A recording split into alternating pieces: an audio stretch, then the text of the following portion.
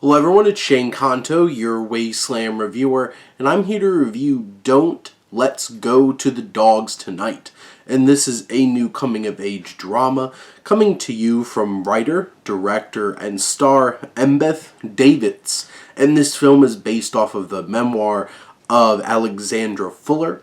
And this focuses on 8-year-old Bobo's life on her family's Rhodesian farm during the final stages of the Bush Wars.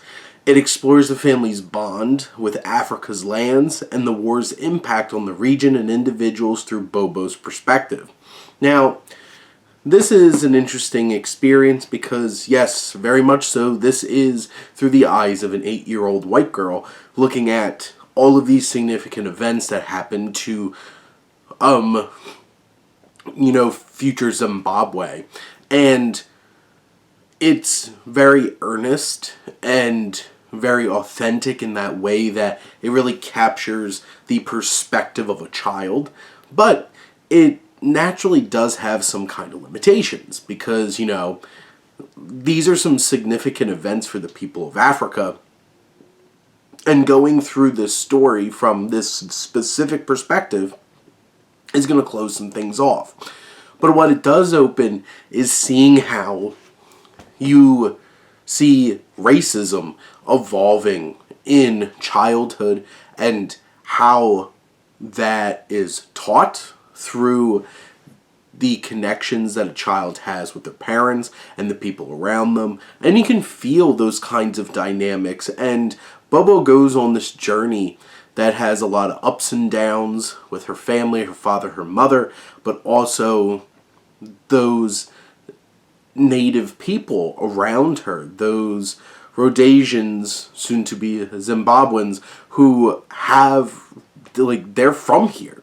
This is not an imperialism situation for them. This is not that they came over from Europe. This is their land. And you see that very stark difference between these two experiences, and it really stands out on screen. And you see that through the eyes of a child. And there's a brutal honesty through the eyes of a child that I think is an interesting perspective to see a lot of these things. This film also doesn't pull punches, looking at some trauma and traumatic events that happened and things that this young girl's going through. And the performance from this young actor is fantastic and really stands out, anchoring this story down.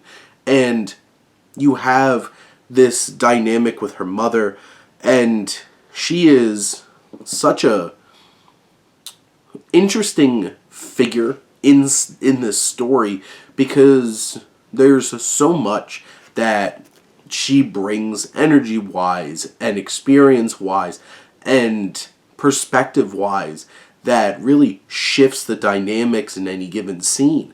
And she's a very magnetic force within the story.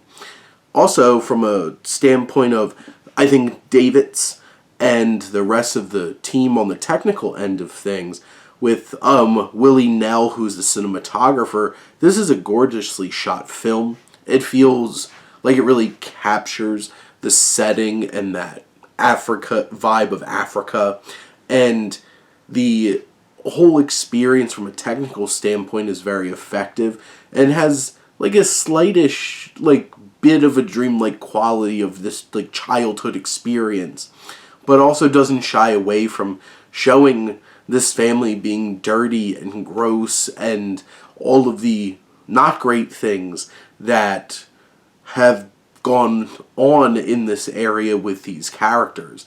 And this might not be the most nuanced, it might be a bit limited, but I think this is a well-acted, well-put-together film that has some interesting elements to make it worthwhile having this kind of perspective portrayed about these specific events, even if it's like many films like Killers of the Flower Moon have been criticized for. It's like the perspective that it has with its approach, but based off of this memoir, I think it brings a very honest and interesting perspective from the eyes of a child, for sure.